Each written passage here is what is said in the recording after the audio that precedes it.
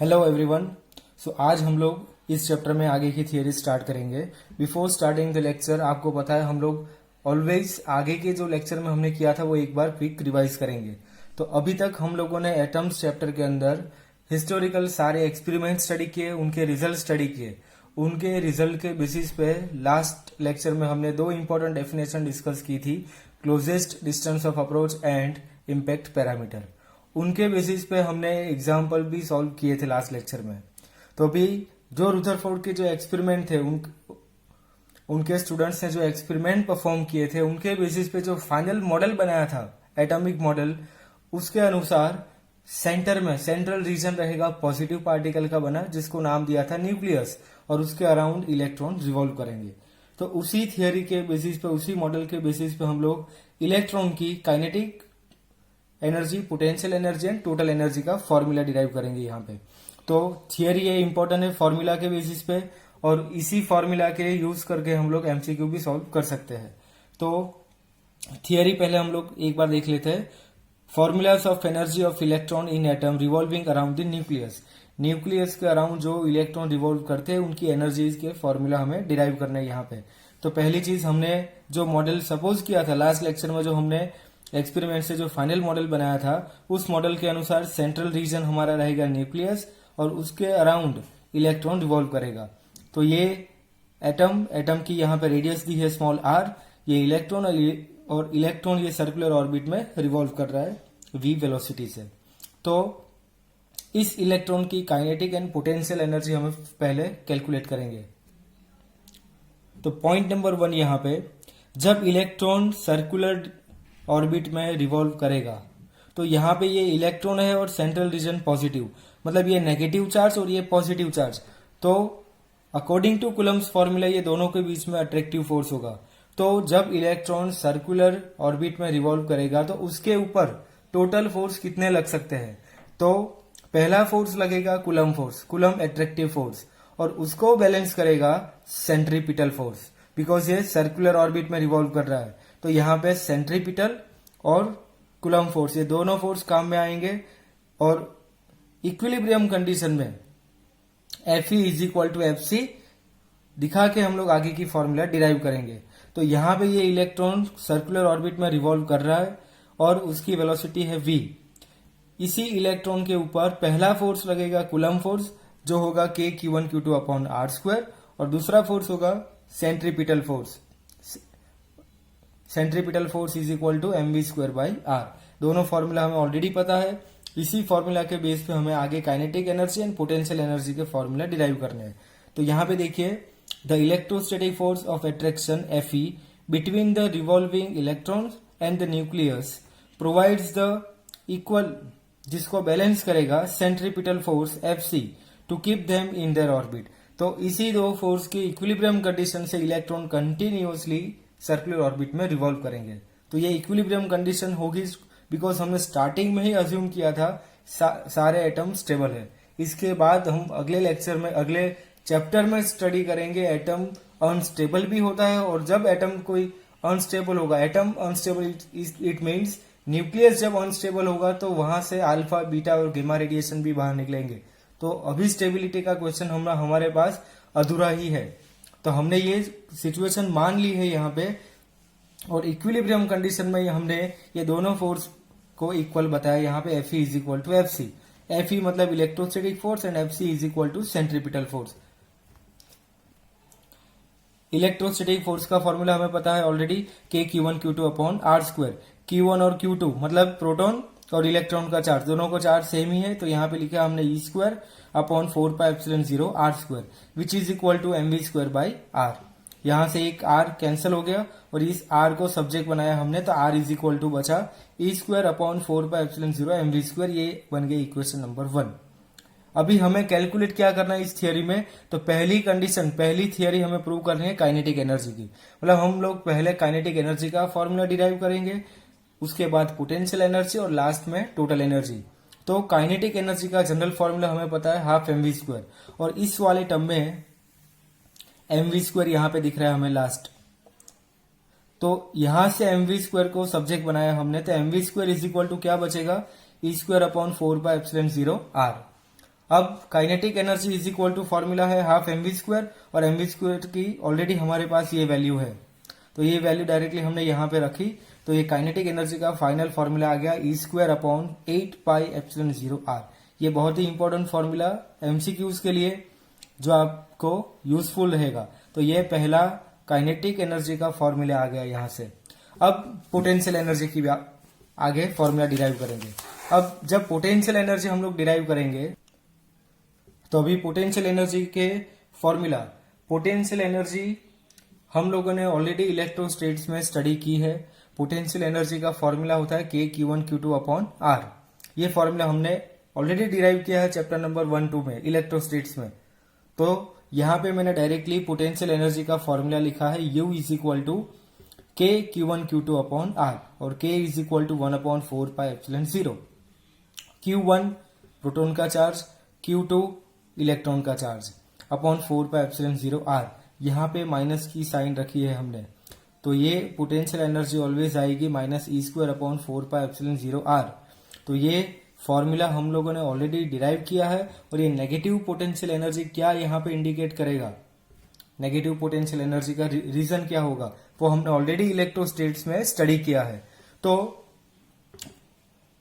Potential energy यहां से मिल गई हमें, काइनेटिक एनर्जी पहले हमने फाइंड आउट की। अब जब हमारे पास काइनेटिक एंड पोटेंशियल एनर्जी दोनों फॉर्मूला यहाँ पे अवेलेबल है, तो हम लोग टोटल एनर्जी यहां से कैलकुलेट इजीली कर पाएंगे। तो ये हो गया total energy which is equal to kinetic energy plus potential energy. Kinetic energy का हमारे पास फॉर्मूला था E²/8πε0r और पोटेंशियल एनर्जी का यहाँ से फॉर्मूला है E²/4πε0r और वही बीच में माइनस की साइन। अब ये दोनों का सब्ट्रैक्शन करेंगे हम लोग, तो ये बचेगा -E²/8πε0r। अब आपके पास 3 इक्वेशन यहाँ पे अवेलेबल है, तीनों इक्वेशन आप यहाँ पे एक साथ देखिए। तो ये इक्वेशन नंबर 2 है यहाँ पे, ये इक्वेशन नंबर 3 और यहाँ पे है इक्वेशन नंबर 4। तो पहला रिलेशन आपको यहां से मिलेगा इक्वेशन नंबर 2 एंड 3 से। 2 एंड 3 में आपको क्या रिलेशन दिख रहा है ये, तो यहां से हमें पता चलेगा kinetic energy is equal to potential energy by 2। Directly relation मिलेगा यहाँ पे। माइनस की साइन को हम लोग निकालते हुए यहाँ पे मैग्नीट्यूड रखेंगे, तो यहां से एक इंपॉर्टेंट रिलेशन निकलेगा kinetic energy is equal to potential energy by 2। और ये जो काइनेटिक एनर्जी है उसका फॉर्मूला है E²/8πε0r और ये जो लास्ट में टोटल एनर्जी का फॉर्मूला मिला वो होगा -E²/8πε0r। तो इन दोनों के बीच का रिलेशन आएगा माइनस का। तो kinetic energy is equal to negative of total energy. ये दोनों इंपॉर्टेंट शॉर्टकट फॉर्मूलाज है जो आपको एमसीक्यू में काम में आएगा। अब आपको एमसीक्यू में एग्जाम में आएगा कि कोई एक इलेक्ट्रॉन के लिए आपको काइनेटिक एनर्जी दी गई होगी और आपको पूछेंगे पोटेंशियल एनर्जी कैलकुलेट करनी है, तो हमें कोई फॉर्मूला डायरेक्टली यहाँ पे यूज नहीं करना है कि पोटेंशियल एनर्जी काइनेटिक एनर्जी मिली वहां से पोटेंशियल एनर्जी कैलकुलेट करेंगे, तो ये पूरा लंबा प्रोसेस होगा। यहाँ पे अगर हमें कोई भी एक वैल्यू दी जाएगी तो सेकेंड वैल्यू हम लोग डायरेक्टली यहाँ से इस वाले फॉर्मूला से कैलकुलेट कर पाएंगे। तो ये दोनों रिलेशन आपको याद रखने हैं आपके एमसीक्यूज के लिए, दोनों रिलेशन बहुत ही इंपॉर्टेंट है। तो अभी जो kinetic total and potential energy हमने डिराइव की, तो इस थियोरी से हमें 3 इंपॉर्टेंट फॉर्मूला मिले। पहला काइनेटिक एनर्जी का फॉर्मूला, सेकेंड पोटेंशियल एनर्जी का फॉर्मूला और पोटेंशियल एनर्जी नेगेटिव, और लास्ट में हमने टोटल एनर्जी फाइंड आउट की और टोटल एनर्जी भी नेगेटिव मिली हमें। तो ये 3 फॉर्मूला और तीनों फॉर्मूला का रिलेशन, मतलब काइनेटिक एनर्जी का रिलेशन पोटेंशियल एनर्जी के साथ, काइनेटिक एनर्जी का रिलेशन डायरेक्टली टोटल एनर्जी के साथ और पोटेंशियल एनर्जी का भी डायरेक्टली रिलेशन टोटल एनर्जी के साथ। तो सबके इंटर रिलेशन भी हमें याद होने चाहिए एमसीक्यू के लिए। तो पूरा मेथड हमें फॉलो नहीं करना पड़ेगा, डायरेक्ट आंसर लिख सकते हैं एमसीक्यू में। तो ये एक इंपॉर्टेंट थियरी हो गई। थियरी पॉइंट ऑफ व्यू से देखें हम लोग तो इसके चांसेस बहुत ही कम होते हैं, बट इसके फॉर्मूला बहुत ही इंपॉर्टेंट है। तो ये एक इंपॉर्टेंट थियरी आज हमने इस लेक्चर में कंप्लीट की। इनके बेसिस पे, इस थियरी के बेसिस पे हम लोग न्यूमेरिकल्स नेक्स्ट लेक्चर्स में स्टार्ट करेंगे। तो अभी इसी लेक्चर को कंटिन्यू करते हुए हम लोग आगे और एक इंपॉर्टेंट टॉपिक स्टार्ट करेंगे आज, atomic spectra and spectral series. अब इस टॉपिक को स्टार्ट करने से पहले हम लोग बेसिक चीजें समझते हैं।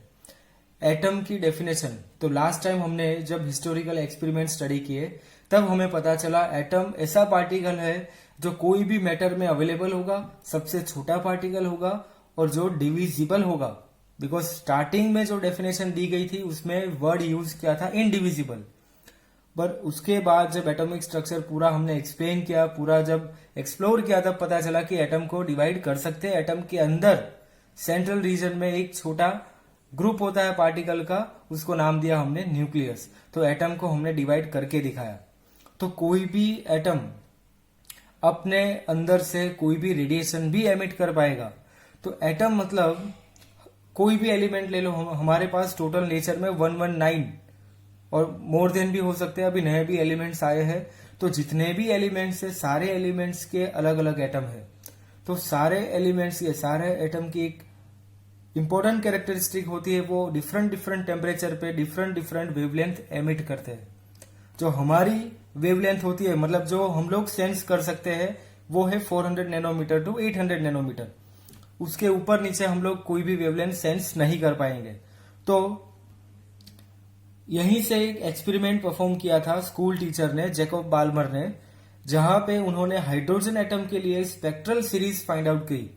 स्पेक्ट्रल सीरीज का मतलब क्या होता है, एटॉमिक स्पेक्ट्रम का मतलब क्या होता है, जब भी कोई एटॉमिक गैस को हम लोग एक्साइट करते हैं लोअर प्रेशर पे, और बाहर से जब उस स्पार्क ट्यूब में, जब इवैक्यूएटेड ट्यूब में हम लोग इलेक्ट्रिक करंट पास करते हैं, तो वहां पे हमें सेंट्रल उसके रीजन में स्पार्क दिखेगा। मतलब हमने कोई वेवलेंथ वहां पे ऑब्जर्व की। तो अलग अलग एटम्स के लिए, अलग अलग एलिमेंट्स के लिए डिफरेंट डिफरेंट एटॉमिक स्पेक्ट्रा होते हैं। उसमें से सबसे पहला एटॉमिक स्पेक्ट्रा स्टडी किया था हाइड्रोजन एटम के लिए, और वो भी विजिबल रीजन में, जो हमें दिखाई दे, ऐसे रीजन में हमने पहला एटॉमिक स्पेक्ट्रम कैलकुलेट किया था। वो जैकब बाल्मर ने ऑब्जर्व किया था सबसे पहले। तो पहले हम लोग यहाँ पे एटॉमिक स्पेक्ट्रा की डेफिनेशन समझते हैं। Each element emits radiation with different wavelength depending on its temperature. Temperature पे डिपेंड करेगा कौन सी वेवलेंथ का रेडिएशन एमिट कर रहा है कोई भी element. When an atomic gas or vapor is excited at lower temperature by passing an electric current through it, the emitted radiation has a spectrum which contains specific wavelengths only. तो सारे elements की हम लोग vapour बनाएंगे, सबके सारे element की vapour को लोअर प्रेशर पे जाके उनमें से जब इलेक्ट्रिक करंट पास करेंगे, तो सब में से अलग अलग स्पेसिफिक वेवलेंथ का स्पेक्ट्रम हमें दिखाई देगा। तो अभी तक तो हमारे पास ये एक स्पेक्ट्रम अवेलेबल है, जिसको हम लोग ये पूरे चैप्टर में स्टडी करेंगे, हाइड्रोजन का स्पेक्ट्रम। तो हाइड्रोजन स्पेक्ट्रम सबसे पहले स्टडी किया था विजिबल रीजन में जैकब बाल्मर ने। उसके बाद बहुत सारी अलग अलग सीरीज आई जो आपने ऑलरेडी केमिस्ट्री में पढ़ी है। तो ऐसी ही एक सीरीज मैंने यहाँ पे डायग्राम बनाया है आपके लिए। तो हाइड्रोजन के ऊपर जब ये एक्सपेरिमेंट हुआ, तब हमें इतने रीजन में अलग अलग वेवलेंथ मिली। तो यहां से 820 नैनोमीटर से 1875 नैनोमीटर, यहाँ पे मैंने वेवलेंथ की लिमिट भी लिखी है। तो 820 नैनोमीटर से 1875 नैनोमीटर, यहां तक का ये जो पूरा रीजन मिला हमें, ये पूरी सीरीज मिली, वो उसका नाम था Paschen series.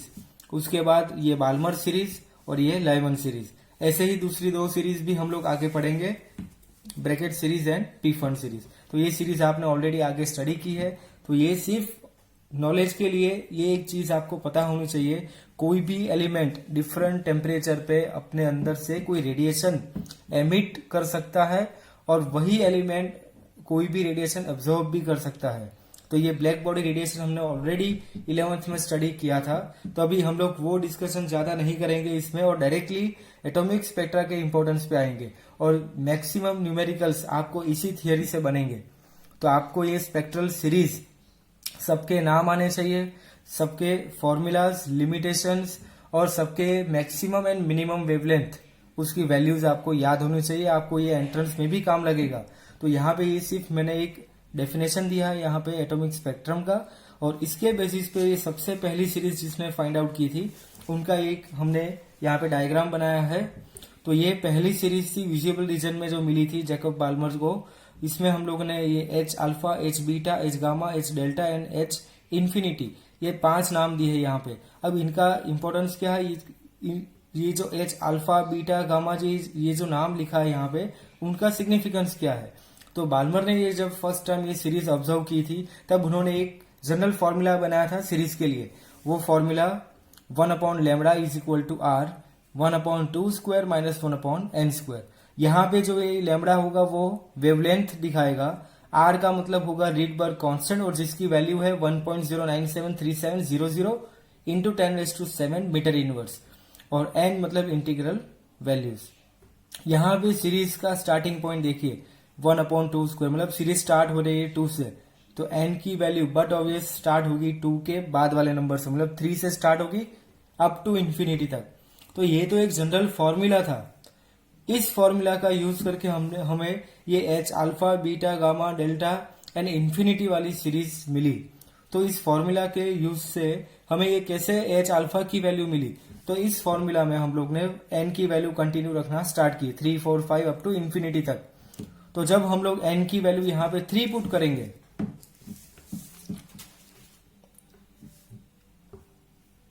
by putting n is equal to 3 in above formula we get 1/λ is equal to r 1/2 square minus 1/3 square. तो इसको सॉल्व करेंगे हम लोग, तो ये लैम्बडा आएगा 36/5r और r की वैल्यू हमें ऑलरेडी पता है 1.0973700 इंटू 10⁻⁷। तो हमें आंसर मिला ये 656.2 नैनोमीटर। ये जो वेवलेंथ थी वो बाल्मर सीरीज की मैक्सिमम वेवलेंथ थी। मतलब जब जैकब बाल्मर ने ये एक्सपेरिमेंट किया था, जब ये सीरीज फाइंड आउट की थी, तब सबसे मैक्सिमम वेवलेंथ वाली जो सीरीज लाइन थी उसकी वेवलेंथ थी 656.2 नैनोमीटर, इसलिए उनको नाम दिया गया एच अल्फा लाइन। तो अब जब भी आपको क्वेश्चन में ऐसा दिखे एच अल्फा लाइन, मतलब आपको समझना है ये फर्स्ट वाली लाइन है, और फर्स्ट लाइन कहां से मिलेगी, सीरीज जहां से स्टार्ट हो रही है उसके बाद वाले नंबर से। सीरीज 2 से स्टार्ट हो रही है तो उसके बाद वाला नंबर यहाँ पे रखना है, तो आपको ये फर्स्ट और मैक्सिमम लाइन मिलेगी। इसी फॉर्मूला में अगर हमें लैम्बडा की मिनिमम वैल्यू फाइंड आउट करनी है, अगर लैम्बडा की मिनिमम वैल्यू फाइंड आउट करनी है तो मिनिमम वैल्यू कैसे फाइंड आउट कर सकते हैं हम लोग। अगर हम लोग यहाँ पे 1/n स्क्वायर एन की वैल्यू इंफिनिटी रख दे तो यहाँ पे लैम्बडा की वैल्यू आएगी 4/r which is equal to 364.6 nanometre, जो कहलाएगी एच इंफिनिटी लाइन। मतलब इससे छोटी लाइन अभी पॉसिबल नहीं है। तो बाल्मर सीरीज की मैक्सिमम वेवलेंथ हो गई 656.2 नैनोमीटर और मिनिमम वेवलेंथ हो गई 364.6 नैनोमीटर। ये प्रोसीजर आपको सारे सीरीज के लिए याद रखना है। जब भी कोई भी सीरीज में आपको मैक्सिमम वेवलेंथ पूछे तो मैक्सिमम का मतलब होगा सीरीज जहां से स्टार्ट होगी उसके बाद वाला नंबर। अगर सीरीज 2 से स्टार्ट हो रही है तो उसके बाद वाला नंबर 3 रखेंगे, तो 3 से हमें मिलेगा मैक्सिमम। और कोई भी सीरीज का मिनिमम वेवलेंथ पूछा जाएगा तो यहाँ पे डायरेक्टली आपको एन की वैल्यू रखनी है इंफिनिटी। तो आप अब इस स्पेक्ट्रम को वापस ऑब्जर्व कीजिए। तो यहाँ पे जब ये स्पेक्ट्रम हमने ऑब्जर्व किया तो अल्फा की वैल्यू मिली हमें एच अल्फा 656.3 नैनोमीटर, जो हमने कैसे फाइंड आउट की, एन की वैल्यू 3 रख के। ऐसे ही हम लोग एन की वैल्यू 4, 5, 6 अप टू इंफिनिटी तक रखेंगे। तो यहाँ पे जब एन की वैल्यू इंफिनिटी रखी तो हमें ये मिनिमम वेवलेंथ मिली। तो कोई भी सीरीज में मैक्सिमम फाइंड आउट करना होगा तो उस सीरीज का स्टार्टिंग पॉइंट जो भी होगा उससे बाद वाला नंबर यूज करेंगे, और जब भी उस सीरीज का मिनिमम फाइंड आउट करना होगा तब एन की वैल्यू रखेंगे हम लोग इंफिनिटी। पांचों सीरीज के लिए आपको ये चीज याद रखनी है। ये मैंने सिर्फ एक सीरीज का एग्जाम्पल दिया है। अभी नेक्स्ट लेक्चर में हम लोग इस सीरीज का पूरा मैं आपको टेबल सिखाऊंगा, कैसे पांचों सीरीज की वैल्यूज याद रखनी है और कैसे और जनरल फॉर्मूला में इसको कन्वर्ट किया। तो नेक्स्ट लेक्चर में आपको ये पूरा टेबल में सिखाऊंगा। तो अभी आज के लेक्चर में हम लोगों ने एनर्जी की जो भी थियरी थी, kinetic energy, potential energy and total energy का फॉर्मूला डिराइव किया, और उसके बाद एटॉमिक स्पेक्ट्रा, और उसमें भी फर्स्ट सीरीज हमने स्टडी की जो जैकब बाल्मर ने विजिबल रीजन में फाइंड आउट की थी। तो ये इस लेक्चर में इतनी चीजें हमने कवर की। नेक्स्ट लेक्चर में एनर्जी के फॉर्मूला के बेसिस पे न्यूमेरिकल स्टार्ट करेंगे, और इस सीरीज के आगे दूसरी जो 4 सीरीज बाकी है उस सबको कंबाइन करके एक टेबल में आपको सिखाऊंगा। Thank you.